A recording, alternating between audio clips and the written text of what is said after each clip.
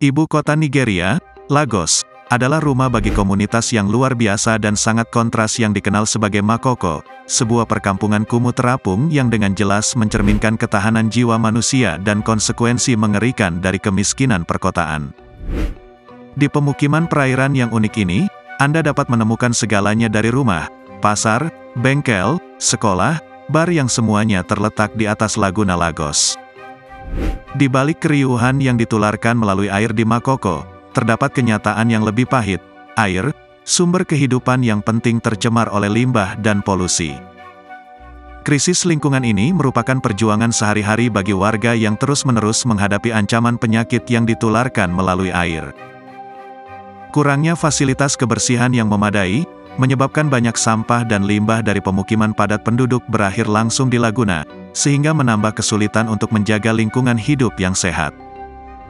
Malaria merupakan penyakit yang paling banyak ditemui, terutama pada musim hujan, tetapi ada juga wabah kolera, demam tifoid dan penyakit apapun yang ditularkan melalui air yang terkontaminasi. Kemiskinan di Makoko sangat luas dan mendalam, namun di tengah kesulitan tersebut, semangat Makoko tetap bertahan, menghadirkan pengalaman kehidupan yang mendalam dan kompleks di salah satu perkotaan paling dinamis di Afrika. Mari kita melakukan perjalanan ke Makoko, dan menjelajahi bagaimana masyarakat hidup di daerah kumuh terapung terbesar di dunia. Makoko, sering disebut sebagai Venesianya Afrika, adalah tempat yang unik, dengan rumah-rumah kayu yang bertengger di atas panggung, dan sekelompok kano yang berfungsi sebagai alat transportasi utama. Hal ini sangat kontras dengan luasnya wilayah perkotaan di Lagos, kota besar Nigeria yang terkenal dan berpenduduk sekitar 21 juta orang.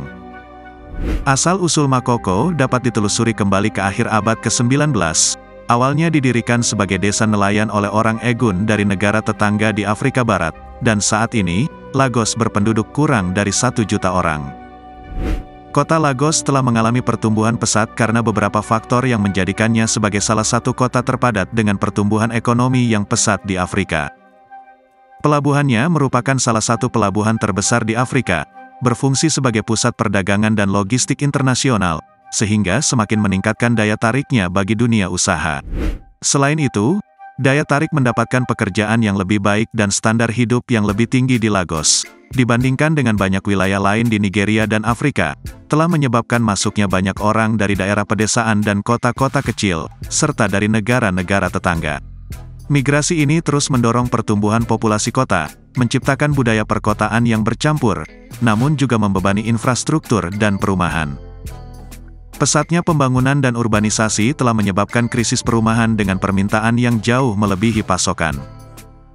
Bagi banyak keluarga dan individu berpenghasilan rendah, pilihan perumahan yang terjangkau sangatlah langka. Makoko menyediakan pilihan hidup yang lebih mudah secara finansial bagi mereka yang tidak mampu menanggung tingginya biaya hidup di wilayah yang lebih maju di Lagos. Meskipun industri minyak dan keuangan telah membuat ribuan warga Lagos menjadi kaya raya, tetapi faktanya ada 1/5 dari 21 juta penduduk kota ini hidup dalam kemiskinan, dan Makoko mewakili lapisan sosial ekonomi terendah di Lagos. Makoko terletak di pinggiran Lagos Lagon. Kawasan ini memberikan penduduknya sumber perekonomian yang didominasi oleh perikanan. Namun, kedekatannya dengan air juga menyebabkan masyarakat terkena bencana banjir dan polusi, yang diperburuk dengan meluasnya jejak industri di kota ini.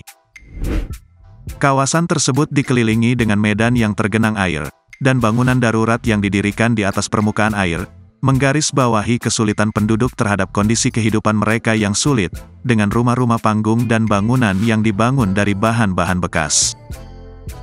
Jumlah pasti penduduk Makoko sulit ditentukan karena sifatnya yang kumuh dan kurangnya data sensus formal.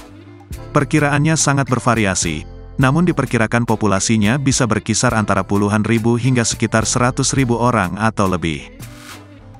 Penghuni utamanya adalah orang Egun, yang berasal dari negara tetangga yaitu Republik Benin, sejumlah besar penduduk Yoruba, serta migran dari berbagai wilayah di Nigeria, dan negara-negara Afrika Barat lainnya, juga menetap di sini.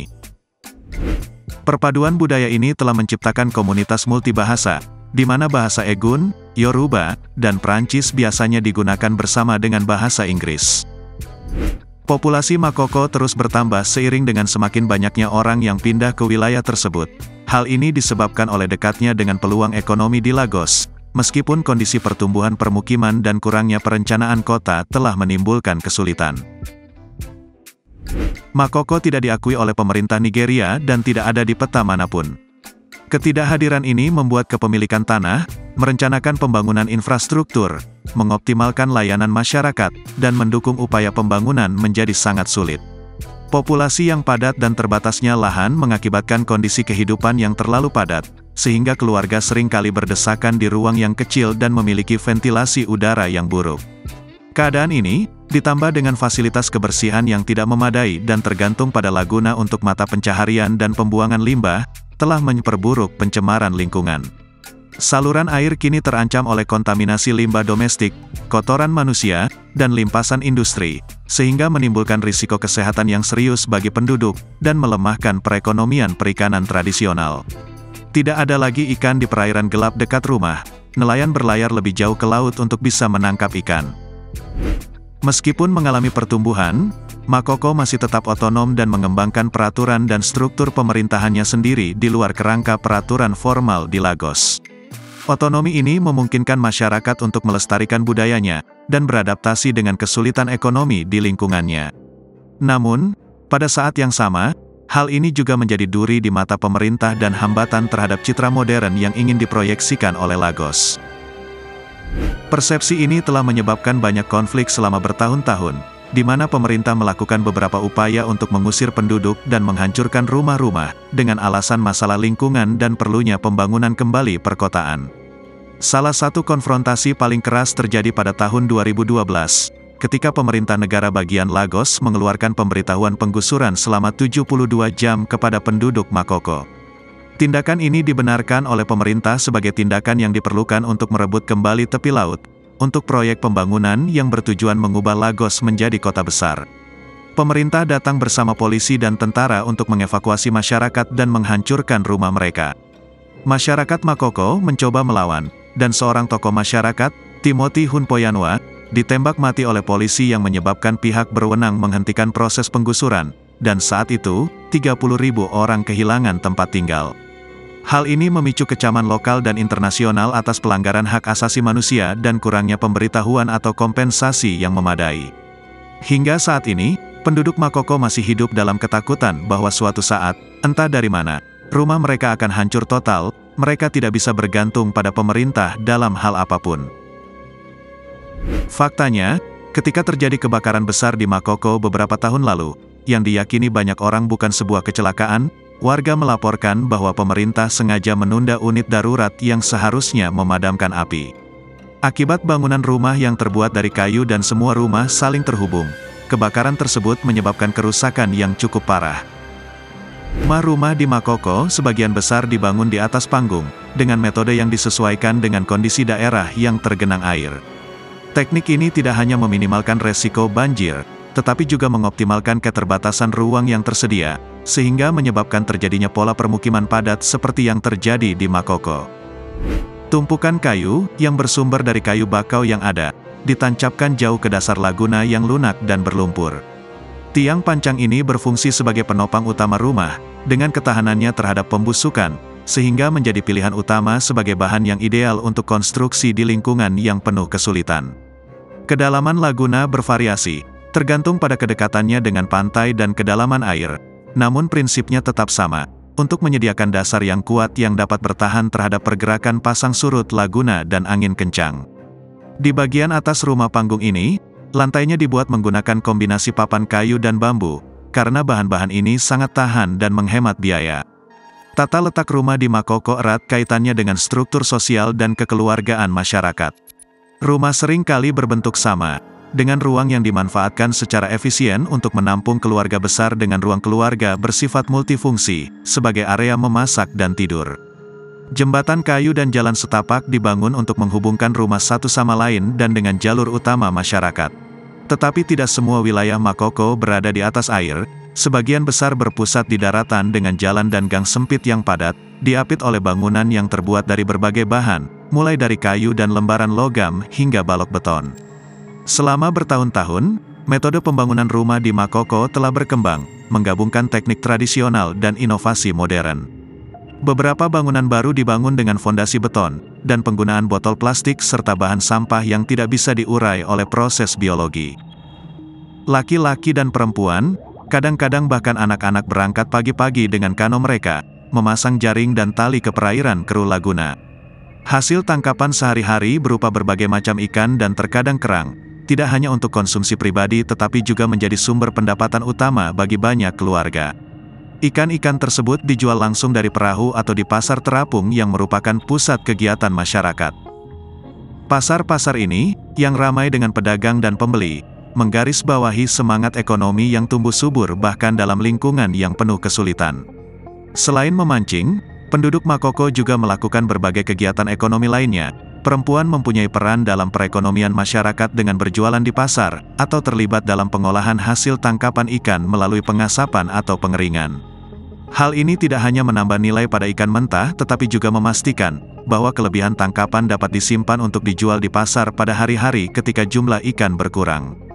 Pasar ini merupakan mikrokosmos perekonomian Makoko, yang menyediakan segalanya, mulai dari kebutuhan sehari-hari hingga barang-barang produk lokal. Di sini, kita dapat menemukan pedagang yang menjual sayuran, peralatan rumah tangga, dan kerajinan tradisional yang tersebar di atas kano. Kecerdasan warga Makoko terlihat dari adaptasi mereka terhadap keterbatasan ruang dan sumber daya. Bengkel pembuatan dan perbaikan perahu tersebar di tepi perairan. Bengkel-bengkel ini tidak hanya melayani masyarakat setempat tetapi juga memasok kano ke wilayah lain di Lagos. Semua air bersih di Makoko berasal dari lubang bor atau keran di daratan. Masyarakat Makoko, yang melihat bahwa tidak ada cara untuk mendapatkan apapun dari pihak berwenang, pada tahun 2009 berorganisasi untuk mendirikan sekolah, listrik, beberapa titik air minum, dan sebuah klinik kecil. Sejumlah lembaga pembangunan asing juga membantu membangun atau memperbaiki keadaan di Makoko. Sekolah Terapung Makoko adalah proyek arsitektur perintis yang menarik perhatian internasional, karena pendekatan inovatifnya terhadap pendidikan di lingkungan Makoko yang penuh kesulitan. Sekolah ini dirancang sebagai solusi terhadap permasalahan mendesak seperti banjir, dan kurangnya infrastruktur pendidikan di Makoko. Bangunan terapung ini bukan sekedar sekolah, tetapi juga simbol harapan mewujudkan potensi pembangunan perkotaan berkelanjutan di wilayah pesisir dan rawan banjir. Bangunan ini dibangun dari bahan seperti bambu dan kayu serta tong plastik daur ulang, dirancang untuk beradaptasi dengan naik turunnya air pasang di Laguna Lagos, dan memiliki ventilasi serta pencahayaan alami, sehingga menciptakan lingkungan belajar yang kondusif. Sekolah tersebut dapat menampung hingga 100 siswa, menyediakan pendidikan dasar kepada anak-anak Makoko, yang banyak diantaranya memiliki kesempatan terbatas terhadap sekolah formal. Satu masalah besar yang belum berhasil diatasi oleh Makoko dengan baik adalah pembuangan limbah. Ada banyak sampah plastik di dalam air, kurangnya rencana untuk menangani sampah bukanlah hal yang aneh bagi Makoko. Dan hal ini juga selalu terjadi di banyak kota di Afrika, di mana pemerintahnya gagal. Kejahatan jarang terjadi di Makoko. Ada aturan ketat bagi mereka yang melakukan kejahatan. Misalnya, jika seseorang ketahuan mencuri, dia akan ditempatkan di atas kano dan dipamerkan di seluruh desa, sehingga semua orang mengetahui bahwa dia adalah seorang pencuri. Setelah itu, dia diusir dari perkampungan itu. Cara hidup yang unik dan arsitektur terapung Makoko telah menarik minat wisatawan dan pengunjung yang ingin mendapatkan pengalaman pribadi, dan menyaksikan secara langsung realitas kehidupan di daerah kumuh terapung. Tur berpemandu, kebanyakan dipimpin oleh penduduk setempat, memberikan gambaran sekilas tentang kehidupan sehari-hari penduduk Makoko, dan menunjukkan kemampuan adaptasi masyarakat terhadap lingkungan perairannya. Tur ini dapat memberikan wawasan mengenai kesulitan yang dihadapi masyarakat, termasuk isu-isu kelestarian lingkungan, pendidikan, dan kesehatan. Bagi banyak pengunjung, pengalaman ini membuka mata mengenai kemiskinan dan cara bertahan hidup, dan dari sudut pandang Makoko, pariwisata memberikan keuntungan ekonomi, sebagai sumber pendapatan bagi pemandu lokal, dan berkontribusi terhadap perekonomian setempat melalui pembelian kerajinan tangan, makanan, dan barang lainnya. Di sisi lain, pertimbangan etis dari pariwisata kumuh masih menjadi bahan perdebatan dengan para kritikus yang berpendapat bahwa hal tersebut beresiko mengeksploitasi kesulitan masyarakat untuk mendapatkan hiburan. Ada garis tipis antara menumbuhkan pemahaman dan empati di antara pengunjung, dan mereduksi realitas kehidupan yang kompleks di Makoko menjadi sebuah tontonan. Pemukiman unik ini, yang mengapung di perairan Laguna Lagos, merangkum kompleksitas kelangsungan hidup dan adaptasi di salah satu perkotaan paling dinamis di Afrika. Apa pendapat Anda tentang kehidupan di kota terapung ini? Tinggalkan pendapat Anda di bagian komentar di bawah. Terima kasih telah menonton, dan jika Anda menikmati video ini dan menganggapnya informatif, silahkan tekan tombol suka dan berlangganan.